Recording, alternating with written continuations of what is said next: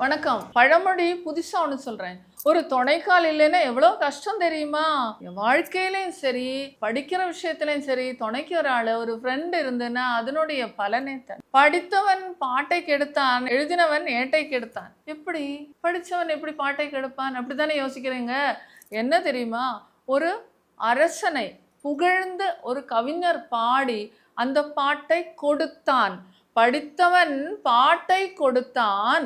அதை ஒரு கவிஞர் எழுதின பாட்டை அழகா எழுத தெரிஞ்ச கற்றறிந்த ஒருத்தர் எழுதி நீட்டா எழுதி ஒரு பேப்பரை கொடுத்தான் என்கிறதுக்கு கெடுத்தான்ங்கிறாங்க. ஒரு துணைக்காலுடைய ஒரு மிஸ்டேக்கு தான் நீங்க கெடுத்தான் கொடுத்தான்ங்கிறது கெடுத்தான் கெடுத்தான் வருது. படித்தவன் பாட்டை கொடுத்தான், எழுதினவன் ஏட்டை கொடுத்தான் சொல்வதற்கு பதிலாக படித்தவன் பாட்டை கெடுத்தான், எழுதினவன் ஏட்டை கெடுத்தான் என்று சொல்றாங்க.